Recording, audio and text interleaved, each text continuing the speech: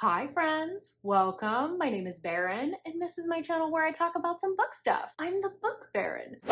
Welcome in. So I have to apologize today for the sound and or lighting. I'm really doing my best to compensate for the fact that there is a really heavy rainstorm coming through right now. So if you hear wind, if you hear rain, I did my best to edit it out, but we'll see if I am capable. And I have some lighting to kind of compensate for the utter lack of natural lighting that I have right now. So hopefully it all looks and sounds okay. Let's get to the stuff you're actually here for, which is some authors that I want to give a second chance. Sometimes you hit it off with an author right away and you're like, I should binge their whole backlist.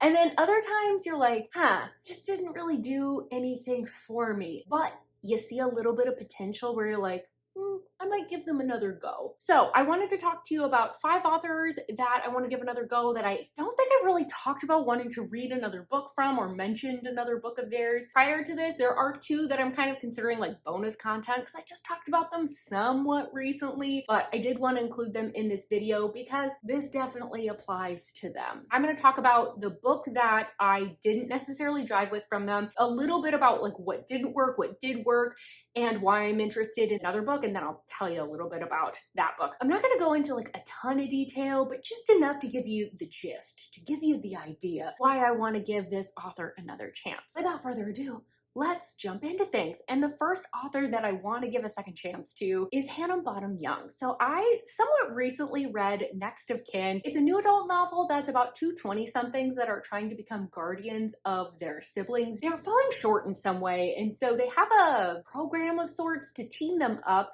so that your shortcomings are matched up with someone who isn't maybe struggling as much in that area, but maybe your strengths help them with one of the weaknesses that they have on their application. The idea being that you guys can kind of like team up and together you can become guardian of these kids. So I didn't end up liking this book very much. Despite hearing very good things, I thought it was fine. I just didn't really love either of the characters, and I think that's really what it came down to. The heroine felt too vanilla, plain. She didn't feel like she had any personality to her.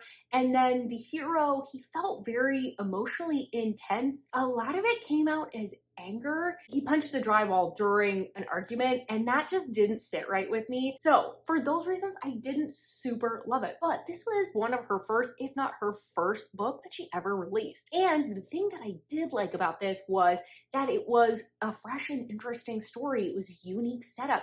It felt like she had something more to offer than just kind of like these 2 ran into each other in a small town and fell in love, which has its time and place, but she has very unique premises for her books. So the one that I really want to read that I hear nothing but glowing things about is Out on a Limb, which is about 2 different people who have limb differences that have a one-night stand and end up in a situation. She's pregnant, but for her, she's kind of like, you know what? I just like struck out on my own. I was just kind of feeling like maybe I was hitting my stride, and then now you're in the mix. I don't know if I want you, but he's like stoked. He's like ready to step up to the plate, which I was like, ooh, I like that. Again, we have a unique concept where the hero is excited and the heroine maybe isn't so much. That's definitely one that has piqued my interest. I'm gonna see if maybe I can get that one on audio for my library at some point, because I do love a good accidental pregnancy story. I'm thinking that when the next time that I want to scratch that itch, that might be the book that I turn to. Next up, we have Fiona Cole, and the book that I attempted to read was Liar. So this is about a young college student that ended up having a one-night stand at a spicy club with an older man. Names were exchanged though, and she's gone on her merry way,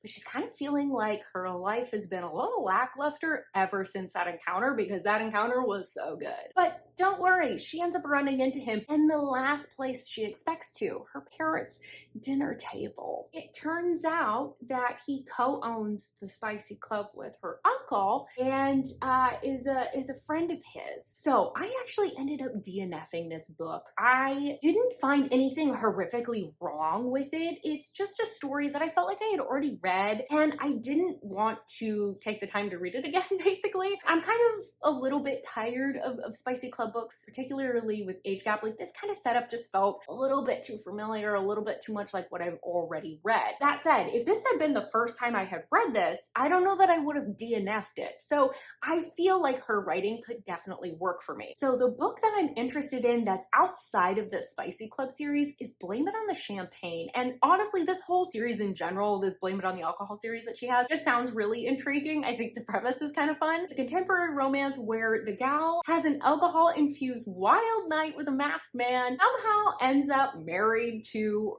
her boss. I don't fully understand from the synopsis how this comes about, but it sounds like it's a little bit of an arrangement style thing, and it's only supposed to last 5 years, but the problem is she cannot stand this boss. Although she's kind of drawn to him. I think the premise of that book and that entire series sounds really fun, so it's definitely one that I think when I'm looking for something more contemporary and a little bit quirky, I think that'll be like a series that I would look to. Next up, sort of in the same vein, we have Carla Sorenson. The book that I read from her that I didn't jive with was The Marriage Effect. This is a marriage of convenience between a globe-trotting model and an NFL player. She needs to get married basically in order to get an inheritance from her quirky aunt. It's one of those that like the will is worded in a goofy way because she was like a romantic at heart or something like that. And for him, he's the guardian for his younger sisters, and his other brother, who's about the same age, is attempting to get custody of them, claiming that he can't really be an effective parent because he's gone so much with the NFL season. To him, getting married means that he can kind of prove that there's more stability for the girls, that he can provide a better life for them than this other brother who's really just doing it to kind of like get his goat rather than because he actually cares about the girls. So why I didn't end up liking this book was that I just didn't feel like the hero and heroine spent enough time together. This book really seemed to be more focused on the heroine and her journey towards finding roots and family and having a sense of belonging and bonding with the girls, more so than it really felt like she was really even bonding with the hero. That was like the only thing that I wasn't really liking, is that I just didn't feel connected to the romance. Now, that could be just the circumstances of that particular book and how it played out because there was the component of the kids. So I'm really interested to see if maybe one of her other books that doesn't have that kind of dynamic would be more my speed. There's actually two that I'm really curious about, and one is actually a book that was set up with the book that I read. So the younger sister during that book is going after the neighbor boy so hard. She's so in love with him, and eventually they end up having to like split them up. So the book is focused, and it's about her kind of like coming into her own. She's gonna be working for the team that he's now playing for, and he's like really trying to keep his distance. He's been warned away from her very aggressively in the past and in the present, but she's got to figure out a way to work with him so that she can get this promotion because her career is really on the line if she can't figure out a way to work with him. I just feel like the setup of that book could be really fun. I like the idea that we've got both forced proximity, but also this built-in tension because they're in this workplace environment where they're really not supposed to be connecting, and they have history. We know that there's something there. I think that one sounds really intriguing. The other one that I'm really curious about, and is so not a book I normally go after, Best Laid Plans. Basically, this guy is a retired NFL player and his life isn't really going how he anticipated. He's mourning the loss of his very best friend, who ends up leaving in his will this like crusty old rundown house. I think it's up in Michigan. He just wants to renovate it, sell it, get out of there, move on with his life. But the gal that he ends up hiring to do the renovations, she's got lots of big ideas about what they can do with this house. He said he's not planning to stick around, he just wants to sell it. So what's he gonna do? This just sounds like it's gonna be emotionally charged, but also offer some good forced proximity because they're gonna be working on the house together. There's a lot from Carla Sorenson's backlist that I'm convinced I could like. I'm convinced that she is an author that could be for me. Next up, I have Eva Chase, and the book that I read from her was Captive of Wolves. This is like a why choose fantasy romance. So our gal is human, and she has been captured by Fae because her blood does a little something special. She's got a little special juice to her. They have held her captive for many, many years, using her blood for Lord knows what, but she finally finds her opening to escape. And when she does, she ends up running into people who are breaking it, and they're looking for an elixir. They give her a little whiff, realize she smells a lot like the elixir. They end up taking her captive from her original captors. I didn't super love this, and in fairness to Eva Chase, I read this for a vlog where I was reading lowest rated books on my TBR. That's not probably a fair place to start with her backlist. I also don't tend to be the most excited about high fantasy romance these days, especially fae ones. They're a little bit generic for me. And I liked the setup of the book that I did read. It felt like maybe it got drawn out for the sake of creating a series, but that beginning portion was so compelling. When I was reading that, I couldn't figure out why the book was so low rated. So I know I like her writing, know that her storytelling can work for me. It's just not that book specifically. So one of the books that I saw in her backlist was Shattered Vow. And I mean, look at that cover. I love this cover. So this is more of like an urban fantasy. It sounds kind of like X-Men-ish. Basically, there's like 6 people that have been taken captive and the captors are turning them into monsters. So they're like doing experiments on them and building up these powers and like testing their powers. It's kind of been always the 6 of them against the world because of these circumstances. One day they end up breaking out, but only one person gets out, our heroine. One person is dead and the rest are recaptured. So she ends up returning with a vengeance. She is going to break these guys out, but gone are the guys that she remembered, the ones that she thought of as family. Now in their place are these hardened men. They're not happy with her. In fact, they blame her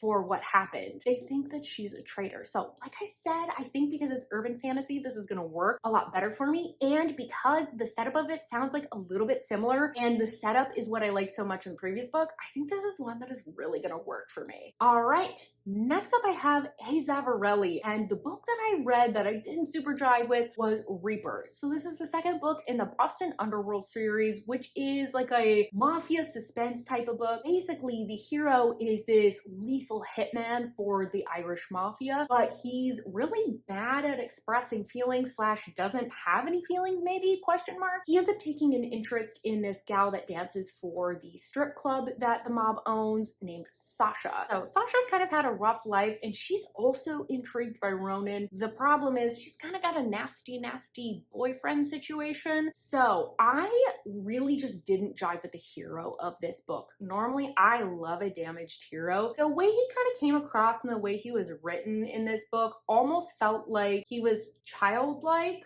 or incompetent in some ways. And it felt like our heroine, who is having to really take care of everyone around her. Her mother is not well. Her boyfriend sucks. And now she's having to take care of this hero. I just didn't love it because I wanted her to have a soft and secure relationship and not be a mother figure to this guy. I just didn't really find that connection very romantic. I didn't really love it. However, we know I like a sad heroine and I really loved Sasha. And I love a good mafia story. So I know that there's more probably even within this series that I would probably like, but the book I'm actually most interested in, I was like, oh, what is this? It's Echo. Basically, the heroine has signed over her life, her body, her everything, all control for 6 months to a guy because he is blackmailing, it sounds like either her or her brother. It sounds like he's got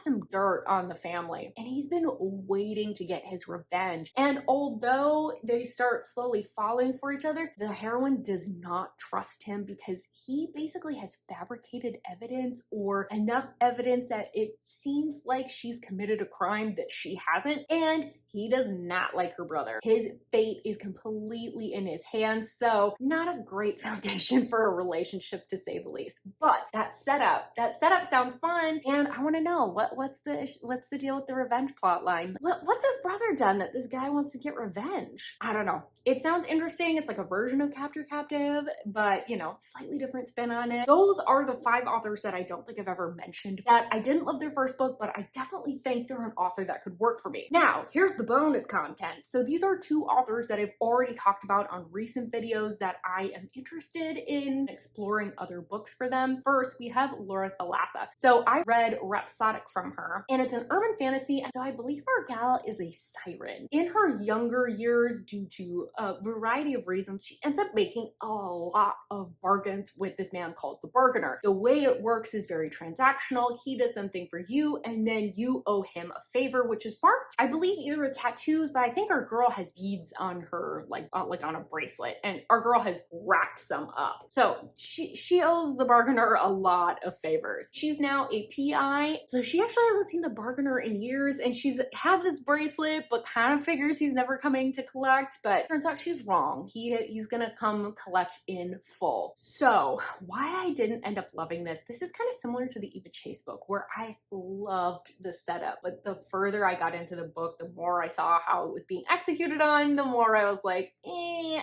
don't really love it. There was an attempt to bring in some high fantasy elements. I just felt like a little bit of the world building was kind of kooky. Like I said, I'm not a big fae gal, so when that stuff got introduced, I was kind of like, I don't really love this. It was one of those books where I went into it and I was like, I can feel it. This is a 5-star. And then very slowly I was like, oh no, it's a 3-star. Oh no. But I saw the potential with one, a very unique storyline, and two, I did enjoy the characters. We kind of had this awkward teenage girl that turns into this badass PI. So I think other books of hers could possibly work. And the one I'm most interested in is Pestilence. It's an apocalyptic fantasy. Basically, it sounds like the world has ended or is ending, and Pestilence is coming through the land, killing people, and our gal's like, I'm gonna stop him. I'm gonna try and kill him. And so she tries, it doesn't work. And then he's like, you're an idiot. You can't kill me. What were you thinking? Takes her captive, and he's like, you're gonna be my henchman. Like, you're gonna just like be along for the ride. I think that that's like a very unique take on fantasy. And I just read a really good post-apocalyptic Omegaverse fantasy that was really spectacular. I really just loved the grittiness of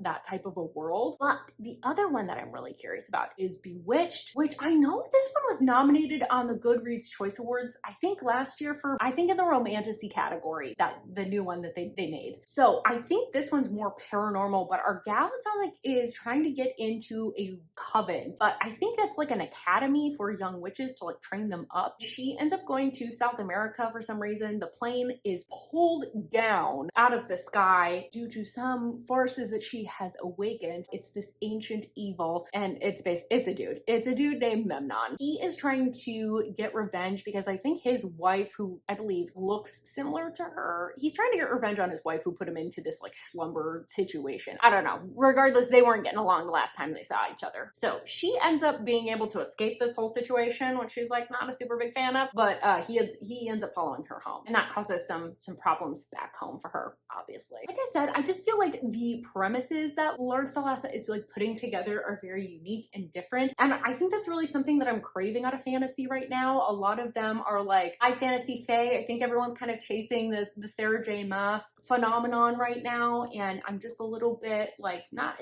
vibing with that as much. So when I see someone trying to do something unique in fantasy, it's definitely something that's going to pique my interest. All right, and last but not least, we have Luccia Franco. The book that I read was Hush Hush. It's about a young college student who is kind of got a tough go. She ends up falling on hard times. She's in need of money, and her roommate always seems to have it. She's like, hey, you should give me a job at like where you work, thinking that she's a cocktail waitress, only to find out that's not what she's interviewing for. She's gonna become an escort. She ends up getting the job, which she's excited about because she needs the money. The only rule is don't reveal anything personal about yourself to the clients, and certainly don't date them. I didn't end up super loving this, despite this being a very fun and unique premise. I just didn't really end up jiving with the hero. He was very negative about the heroine's line of work, even though he obviously meets her through that. I just didn't feel like there was actually that much of a romance. In fact, the ending almost felt like more of the beginning of their romance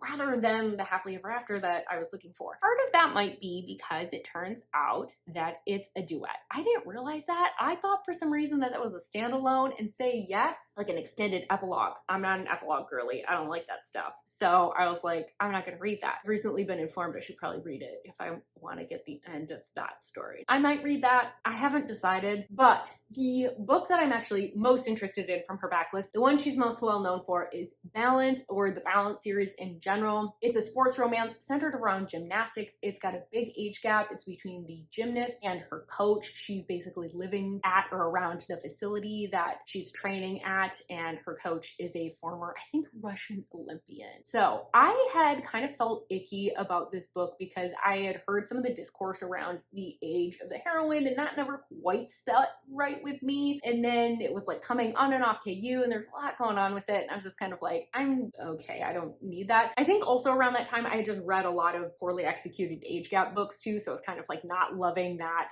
trope in general. But I talked with Book Vibes with Lynette, and she let me know some more background about like why those decisions were made, or the age of the heroine, because like gymnasts go to the Olympics when they're quite young. And so I was like, oh, okay, this is actually starting to make more sense. It made me feel a little bit better about the book in general, because I thought maybe it had been done to be salacious. Knowing that wasn't the intention of why that was chosen, it made a lot more sense. It was coming from more of a logical perspective. So something about that just like made me feel better. And Luccia actually like aged her up, which made me feel a lot better too. And I talked with Lynette, and she was like, it doesn't impact the story, the fact that they aged her up. So it definitely made me more curious about the books and just kind of generally not feel as like icky, because I think that was kind of like the feeling that I had around those books. And I don't know, lately I've just been hearing a lot of people talk about how much they like this series, and I'm surprised at who says it, because it's not people I would expect to like it. So with all of that, those are all the authors that I'm wanting to give a second chance. I will love to hear from you. If you love anything from these authors' backlist, let me know what you love.